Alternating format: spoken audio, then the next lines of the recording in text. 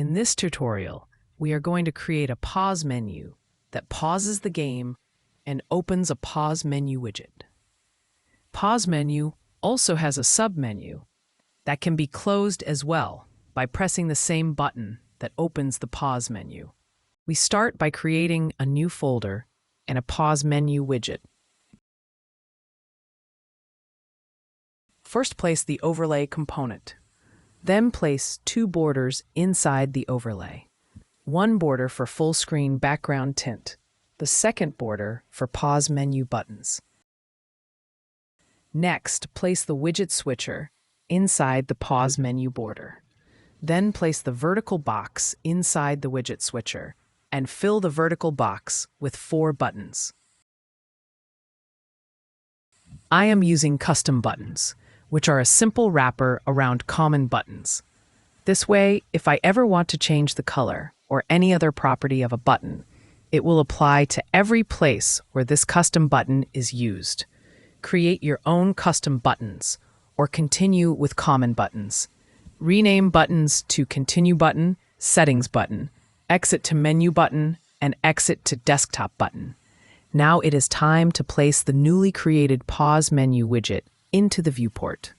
In my setup, I use custom HUD initialization with a design pattern called lazy initialization.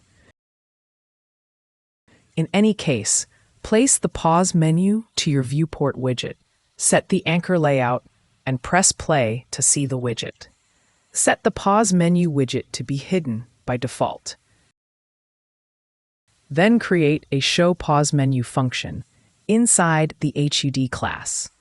Pause menu will be shown by pressing Escape. We will generalize this as a cancel action that can be later expanded. Add this input into your input mapping and also add secondary key binding because Escape closes Play Viewport in Editor.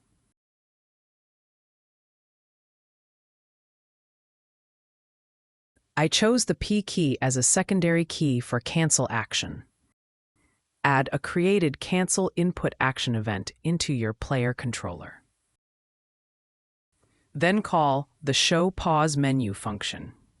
Test if the pause menu widget is showing after pressing P. Now create a function for hiding the pause menu.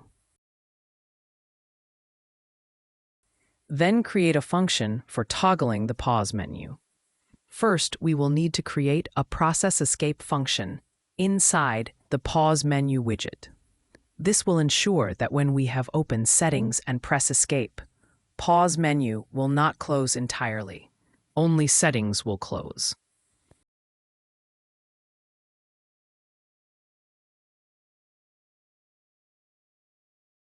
If the setting inside the pause menu is not open, then we can toggle pause menu visibility.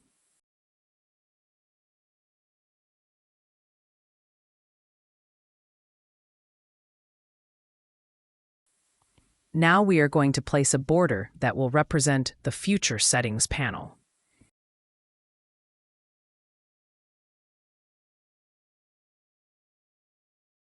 Then add an on-clicked event to all buttons.